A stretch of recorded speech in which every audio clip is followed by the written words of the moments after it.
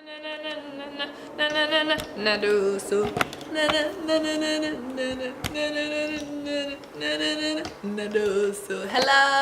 Jabbers! Welcome! Today I'm really excited. The self-study portion of my website, of my YouTube channel. Website too, maybe I should be taking pictures. It's a lot, yo. You know, if I had a phone, it would make things faster. Now I'll have to take this off. Like, don't be lazy. It's okay. We just gonna make this video and then take it from there. So, hello again. I'm done talking to myself now. Focusing on the Mayan calendar. And I've actually been noticing some correlations with my mystical shaman deck, which I love so much. It always has really deep insights for me, sometimes even more than my tarot deck. This was the first card that popped up when I got the deck, and I just opened it up and this was the first. I was like, yep. As I'm studying the Mayan calendar, I want to have more, I learn more when I get involved. So I want something tangible that I can explore the Mayan calendar with. And they have something called Glyphs, which represents, there are 20 of them. And they represent the, so I'm just getting into it. So it's not, this again, self-study is not about giving you any answers. It's about the quest of questioning, the adventure, the joy, the exploration, the investigation. You know the video I just posted about alignment? In case you haven't checked it out, I recommend you checking it out. The Mayan calendar is almost like a calendar, a overview, and a compendium, is that a word? The compass into exploring, experiencing, living, expressing the alignment of the universe, which I feel like a universe cannot exist outside of infinite alignment. Then again, everything is possible, so you can't really say anything, you know, but yeah. It's like resonating and understanding the harmony of the synchronicities between how a leaf develops from a seed in the ground and into a leaf on a tree, and how a planet evolves from a vortex into a planet. Who knows? I don't know. Do you know how a planet evolves? What it starts as? Maybe that one starts as a seed as well. Anywho, back to this. This is what we're doing. To get these is I use this book that's just falling apart, but I still love it and use it. I'm learning to take it slow, but I don't want to though. Especially tonight, you look phenomenal, simply astronomical.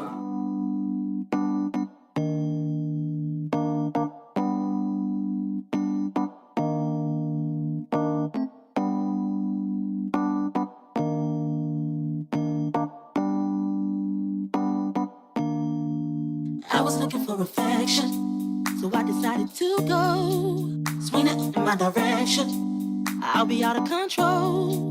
Let's take it to perfection, just you and me. Let's see if we can bring Nessie out of me.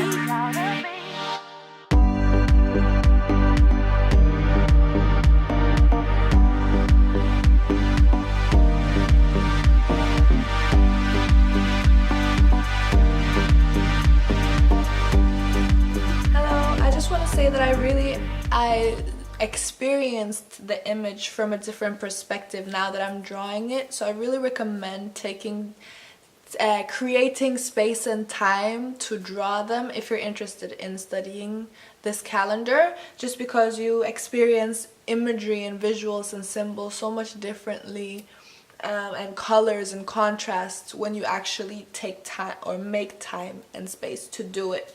Instead, I was tempted to just put this on the screen and just copy, but then again, you might just see it as lines and colors instead of actually experiencing different aspects of it. Like this one now, this is called the Red Dragon, and also I'm gonna leave a link to a series explaining what these glyphs are from Vasumi YouTube channel, beautiful woman who I started watching 2 days ago, I think, and she just explains it so beautifully.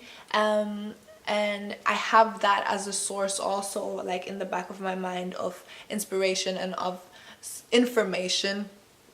And so seeing this is like, this is coming though. This, show you from here. The red dragon, and for me now it symbolizes like coming from source and almost like being planted in a way, or reaching a surface, or it's a connection that's made almost. So I'm just still like exploring it all, so I just wanted to give y'all that little message before we continue.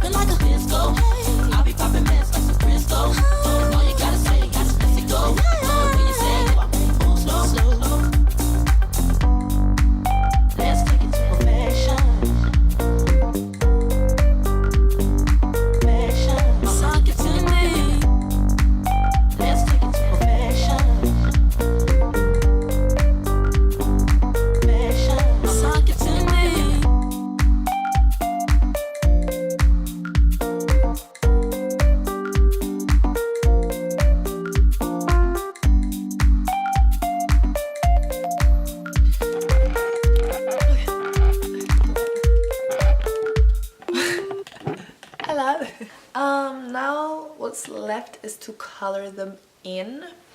I was thinking of making both sides so that I have, but then with one side like this, I can also use it to like memorize and stuff. I have this lamination paper that I'm considering covering it with after I've colored it in. The red dragon is, words that I remember is nurture, giving birth, birthing. I feel like it's also compassion and protective. The red mother, is that what I've been saying? The red dragon is like the mother of the entire deck of all the the galactic, what are they called? Galactic signatures or universal truths or seals or glyphs. Or I guess the physicality is called seals or glyphs. I don't know. Huh. Now I just saw it as one eye.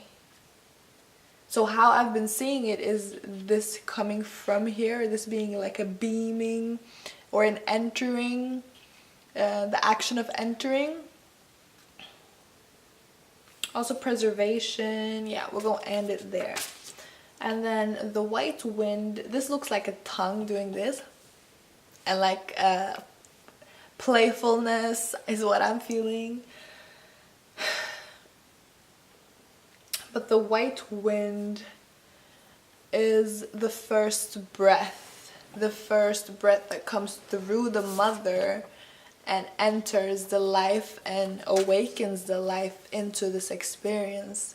That's why breath is so important, and why yoni eggs are so beautiful for you to practice and practice your awareness of your breath and how it affects your yoni, how you use your body knowledge and awareness to birth the child, and how out of balance the world has been and how much beauty we have waiting on us. White wind. The night, for me this represents like something is hiding inside the cave. The blue night, and from Vasumi's video and what I remember is that she says that the blue night represents when the child is birthed and has taken his or her first breath, and then closes their eyes, and usually we think that they're sleeping, but actually they're connecting to the collective unconscious of the world, of their environment, basically of the globe, of the planetary awareness that we're all connected through and connected by. And yeah, it's like being inside. I feel like this is also safety. Kind of also looks like a yoni, you know what I mean, with this upside down. I'm not sure what this represents, but you see this looks like the blue monkey, but almost like the blue monkey opened up.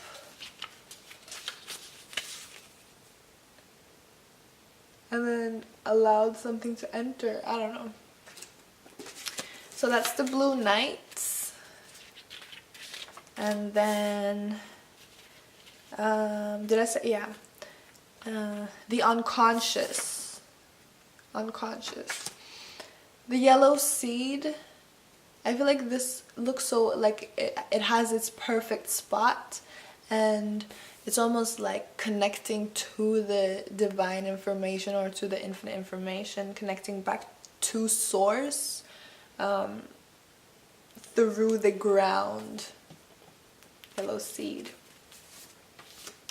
And then the red serpent, which represents a very focused life experience, being into that. This is what Vasumi did, into very intense and very into the individual. Some would call it like ego, but just being very in the focused experience of life and experiencing it from that perspective is how I perceive it. And then this thing has been here all the time.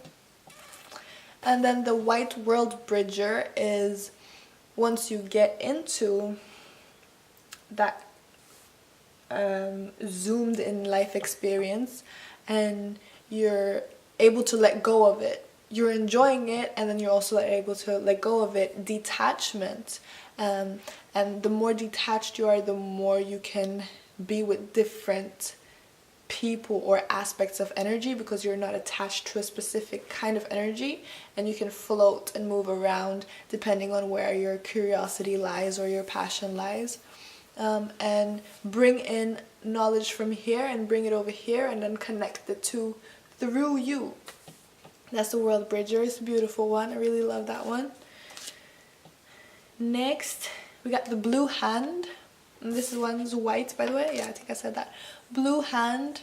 I don't know too much about the blue hand, but intuitively I would say getting your hands on things, gaining experience through experience. Yellow star. I'm not sure.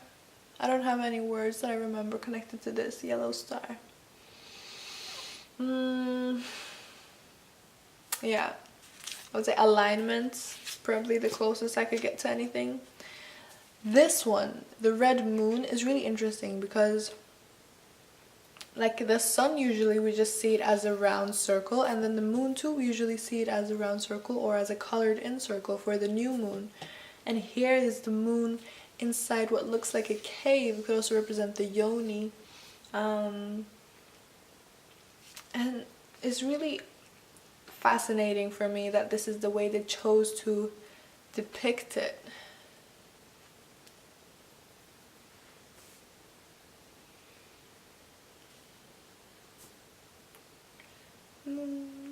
It's like it's within something, right? It's like it's held within just from the picture. But again, any words? No. The white dog, I remember, is heart and love. I have this in my chart as well. It's loyalty. Also, I think it's also connected to Taurus. I don't know if it's but just from the words that I know about Taurus is also that, and Taurus is my sun sign, by the way, that the ruling planet of Taurus is Venus, and Venus is the planet of love and beauty and blah blah blah. And then also Taurus is known for being loyal and determined, that stubbornness, which you could also say is loyalty, stubbornness, determination. But with this, it's connected to love.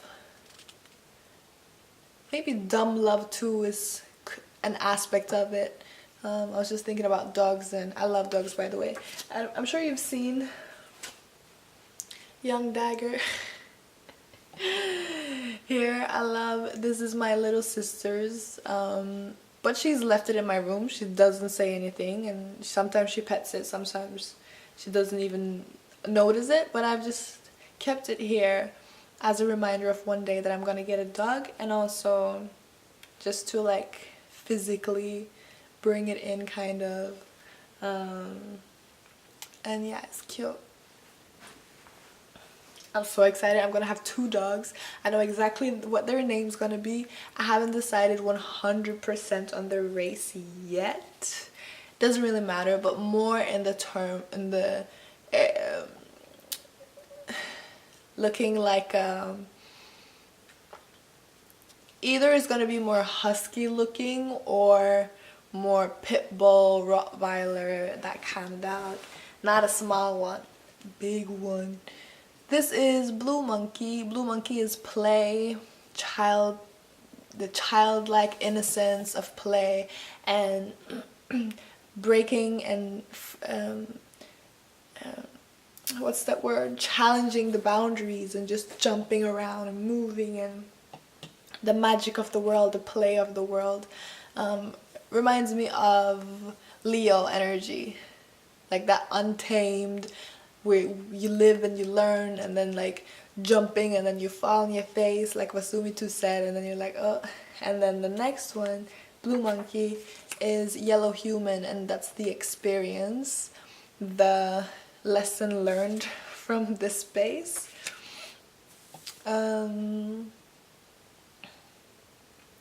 Yellow Human, yeah, that's what I remember about Yellow Human. Whew, what was this? Skywalker, Red Skywalker. Red Skywalker is supposed to be like you've experienced the world on the ground and now you're moving up and into the cosmos. And this is the 13th number, which is interesting because 13 is usually considered an unlucky number. And all the previous glyphs have been more or less regarding life down on earth, whilst these other ones are more about the life from above Earth and out of body experiences and universal experiences. So Skywalker, I feel, is exceeding the boundaries of the planets in a way, and moving up and into space. Red Skywalker, White Wizard. I guess from being in the sky and looking down at everything, you have a certain perspective, and you have your experiences with you, and you're combining your experiences with what you're seeing, and then knowing what you've learned from your experience on Earth, you know that you see that things are moving the same way up, so you're able to use what you have to create magic. Blue Eagle, again about observation, being the witness perspective, really observing from, I would say, more of a neutral perspective. Yeah.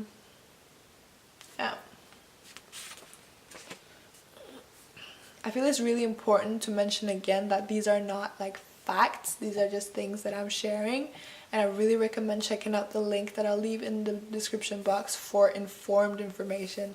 Not only informed, but she's been working with this for 23 years from what she's saying in her videos, so I really recommend checking it out. Blue Eagle, yellow,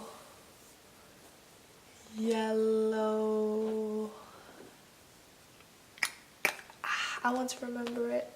It's not Earth. Warrior. Yellow warrior. White. Okay, yellow warrior. Different directions. Pulling it in. Again, yellow warrior. Like the hook is how I'll explain it. Holding on to something. Determination. Using that to fuel yourself, moving, non-stop, target, focus, strength. Red Earth. This one for me really symbolizes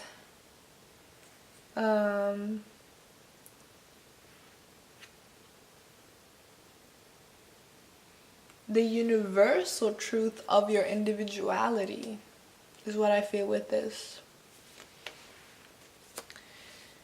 The white mirror, time for reflection, point of reflection, seeing the synchronicities and everything, and recognizing what is part of universal law from seeing the synchronicities, and if it's not part, it's almost like the hall of mirrors, like Vasumi said. You have the hall of mirrors, and then as you see, have you ever had like a mirror in front of you, and then you take your hand out like that, and then you see a lot of different versions of yourself? It's almost like you see that, and then in one of them your scarf is red instead of purple, and then you can recognize that that is not part of universal law and remove it, scatter it. She also says that there's a blade to cut. And then the blue storm, I feel, is what is after you've cut and spliced up and seen what is part of universal law and what isn't. The blue storm comes in to clear out and take with it what is not part of the universal law and bring it to its next destination until it morphs it back into source, and what is ready for source, bringing it back into source. And the yellow sun. And what I really like about, and this one they say source, that's all I really remember right now.